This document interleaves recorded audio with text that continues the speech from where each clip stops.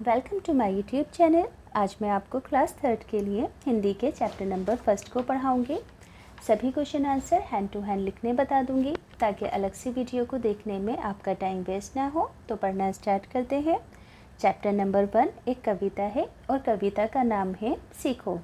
तो बच्चों, ये जो कविता है ना, पर्यावरण से संबंधित है, यानी कि पर्यावरण से हम बहुत सारी चीज़ें सीखकर ज़िंदगी में कामयाबी हासिल कर सकते हैं और खुश रह सकते हैं। जैसे कि यहाँ पर स्टार्टिंग की 2 पंक्तियों में लिखा है कि फूलों से नित हंसना सीखो, भौरों से नित गाना, तरों की झुकी डालियों से नित सीखो शीश झुकाना। यानी कि यहाँ पर क्या कहा गया है कि आप सभी को फूलों की तरह हंसना, मुस्कुराना, खिलकर रहना सीखना चाहिए और भौरों की तरह लगातार गाते रहना, अपने काम में लगे रहना आना चाहिए। तरु यानी कि पेड़ की जो झुकी हुई डालियाँ होती हैं उनसे झुकना, यानी कि शीश झुकाना सीखो कि वे किस तरीके से झुककर पक्षियों को और हम लोगों को फ़ायदा पहुंचाती हैं, हमें फल देती हैं, फूल देती हैं, दवाइयाँ देती हैं। तो तरु की यानी कि पेड़ की झुकी हुई डालियों से हमें सीखना चाहिए कि झुककर रहने में, शीश झुकाने में हमारी भलाई है। आगे देखो, अगली पंक्ति है सीख हवा के झोंकों से लो, कोमल भाव बहाना, दूध तथा पानी से सीखो मिलना और मिलाना। तो देखो यहाँ पर क्या कहा गया है कि आपको हवा से भी सीख लेनी चाहिए कि वो किस तरीके से कोमल भाव के साथ बहती है और दूसरों को फ़ायदा पहुँचाती है। इसी तरीके से कहा गया है कि दूध तथा पानी से भी आपको सीख लेनी चाहिए कि वो किस तरीके से आपस में एक दूसरे से मिल जाते हैं।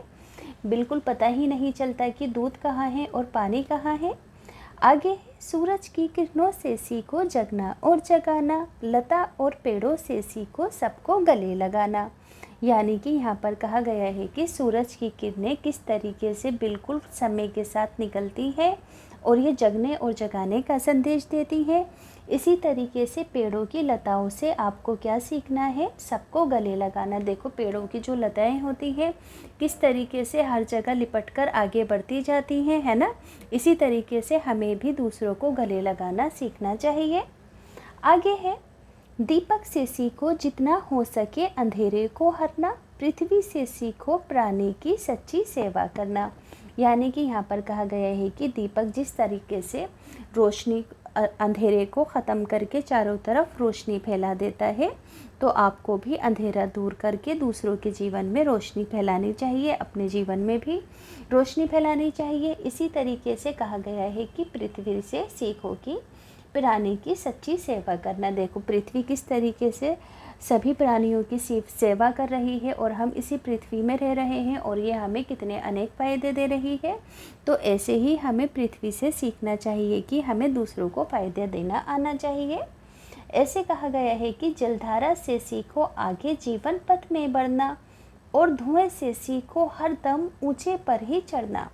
यानी कि कहा गया है कि जिस तरीके से पानी बहता है और लगातार आगे बढ़ता रहता है, इस तरीके से आपको अपनी ज़िंदगी में पानी की तरह आगे बढ़ता रहना है, किसी रुकावट से रुकना नहीं है और ज़िंदगी में सक्सेस हासिल करनी है।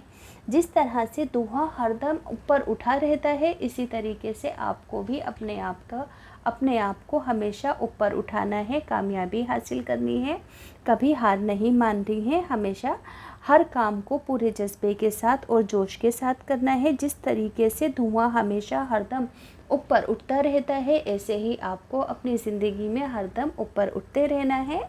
तो बच्चों, ये जो कविता है, कविता को लिखा है श्रीनाथ सिंह जी ने। किसने लिखा है? श्रीनाथ सिंह जी ने लिखा है इस कविता को।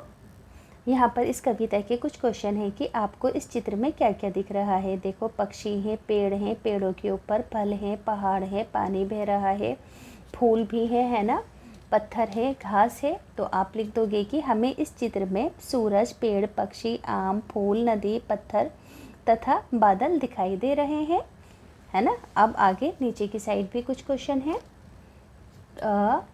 दूसरा क्वेश्चन है कि इनमें से कौन सी वस्तुएं आप प्रतिदिन देखते हैं। तो इनमें से हम सूरज, पक्षी, पत्थर, पेड़, बादल तथा फूल प्रतिदिन देखते हैं। उगते हुए सूरज को देखकर आपके मन में किस प्रकार के भाव आते हैं, यानी कि क्या बातें आती हैं जब आप उगता हुआ सूरज देखते हो। तो उगता हुआ सूरज देखकर मेरे मन को शांति मिलती है तथा मन जोश से भर जाता है। चौथा है, रंग बिरंगे फूलों को देखकर आपको कैसा लगता है। तो रंग बिरंगे फूलों को देखकर मेरा मन जोश से भर जाता है। नेक्स्ट पेज पर आएंगे, पेज नंबर 3 पर। यहाँ पर मैचिंग है ना। सूरज से क्या सीखते हैं हम, जगना और जगाना। फूलों से हंसना सीखते हैं, है ना। दीपक से अंधेरे को दूर करना। भौरे से गीत गाना सीखते हैं। पेड़ों की डालियों से हम शीश झुकाना सीखते हैं। और पानी की धारा से हम सदैव आगे बढ़ना सीखते हैं। नेक्स्ट पेज पर आएंगे, कविता में किससे सीखने की बात आपको सबसे अच्छी लगी उसका चित्र बना दो। जैसे कि मुझे दिए से सीखने की बात सबसे अच्छी लगी कि ये अंधेरा दूर करता है, और फूलों से भी सीखने की बात सबसे अच्छी लगी कि इससे हम हंसते और हंसाते हैं दूसरों को और ख़ुद भी हंसते हैं फूलों की तरह। आगे है, पढ़िए और बताइए कि ये भाव कविता की किस पंक्ति में आया है। पेड़ों की झुकी डालियों से हमें ये सीखना है कि हमें हमेशा विनम्र रहना चाहिए। तो इसके लिए कविता की कौन सी पंक्ति आई है, तो तरु की झुकी डालियों से नित्य सीखो शीश झुकाना। आगे है, हवा के झोंकों से हमें सीखना है कि हम हमेशा कुछ ना कुछ काम करते रहते हैं। तो इसके लिए कौन सी पंक्ति है कविता के अंदर, सीख हवा के झोंकों से लो कोमल भाव बहना। इसी तरह से एक और लाइन है, एक और वाक्य है, नदी नहर से हमें सीखना है कि जीवन आगे बढ़ने का नाम है, हमें आगे बढ़ता रहना चाहिए। कविता में इसके लिए बच्चों पंक्ति लिखी है कि जलधारा से सीखो आगे जीवन पथ में बढ़ना। नेक्स्ट पेज पर आओगे, पेज नंबर 5 पर। सूरज से जगना और जगाना सीखने की बात कही गई है। हम सूरज से और क्या क्या सीखते हैं, तो सूरज से हम दूसरों के जीवन में प्रकाश भरना सीखते हैं। सूरज से हम अनुशासन यानी कि टाइमिंग सीखते हैं, पंक्चुअलिटी सीखते हैं, अनुशासन सीखते हैं कि किस तरीके से सूरज टाइम से निकलता है और टाइम से डूब जाता है।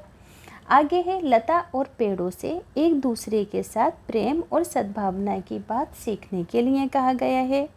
इनसे हम और क्या क्या सीखते हैं लता और पेड़ों से, तो इनसे हम बिना स्वार्थ से सबकी मदद करना सीखते हैं और मिलजुल कर रहना सीखते हैं। आगे अगला क्वेश्चन है, हम सभी में कोई ना कोई विशेषता यानी कि खूबी होती है। आप अपने सहपाठी की कौन सी बात सीखना चाहते हैं, तो मेरा सहपाठी हमेशा सबकी सहायता करता है। कक्षा में भी बढ़ चढ़कर सबकी मुश्किलें दूर करता है। मैं भी उसकी इस बात को सीखना चाहती हूँ।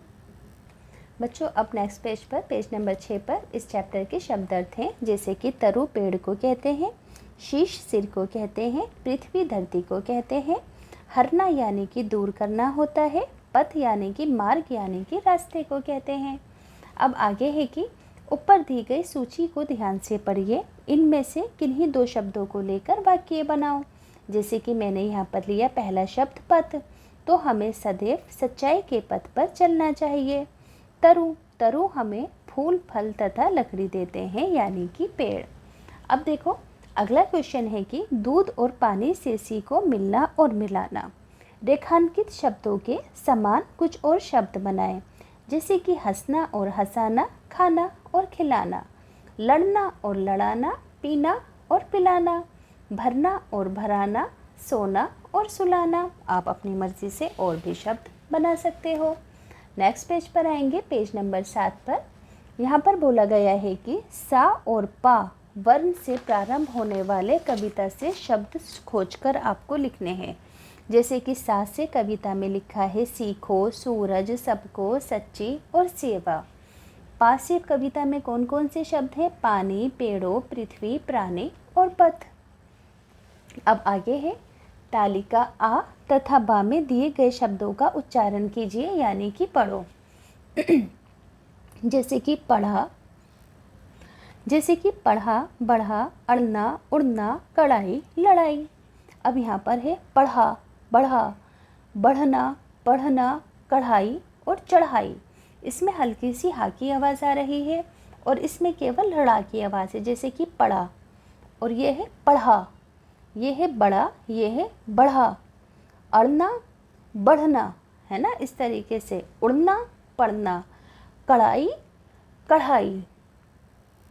लास्ट में बच्चों दो पहेलियाँ हैं। पहली पहेली है, एक फूल एक फल है भाई, दोनों मिलकर बने मिठाई, यानी कि गुलाब जामुन।